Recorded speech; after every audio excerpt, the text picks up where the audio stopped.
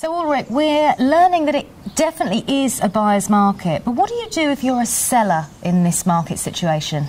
Yeah, at the moment, being a seller in a buyer's market is a tough situation because you're up against a lot of competition. You're up against private sellers, you're up against banks that are selling their stock off, you're up against the builders that are competing with you. So really selling is like going fishing. Going fishing? Going fishing, yeah. Okay. Now imagine yourself, you're sitting in your boat and you know that down there is a bank of fish. Right. So what you got to do is you got to put your bite right where the fish are. Because if you put it too high, if you price your property too high, you won't have anybody interested in it. You won't have no fish coming to even look at it. Right. If you just place it, but not in the bank, but just somewhere a little bit further down of the surface, there might be one or the other fish coming up of that bank, out of that bank, coming up looking at it, but not really being interested and definitely not want to have doesn't even make an offer for it. So what you really need to do right from the first moment you put your price on your property on the market, you got to bring your bite right down where the fish are. So what you got to do is pricing your property at the right price.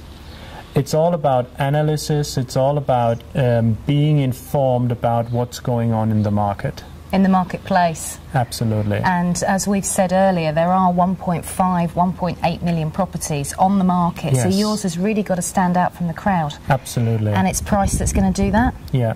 It's price mainly, that's the one and most important topic when putting a property for sale at the moment in today's market is the price.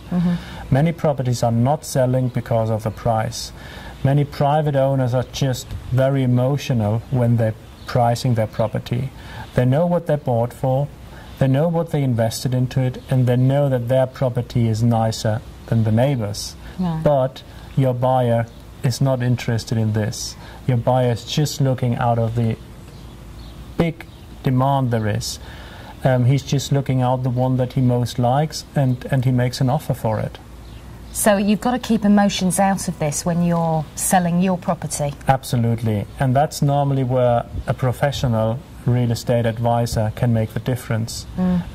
When we sell a property, whether it's a private seller or whoever sells, you got to put yourself into the position of the buyer. Okay. So you got to look at it through the buyer's glasses, and the buyer is only interested in getting the best deal. That's certainly what we're finding out with it being a buyer's market. But also, does it come down to marketing your property as well?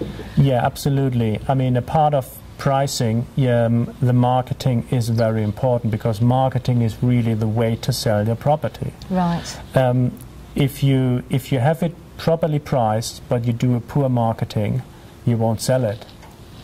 If you have a good marketing but you have a wrong price, a price too high, you won't sell it either. So no sale again. No sale. And if you have both wrong, well, obviously no sale. So really the only way to sell your property is pricing is right. So put the right price on the property, and that's done by analysis and by know-how and knowledge of the market.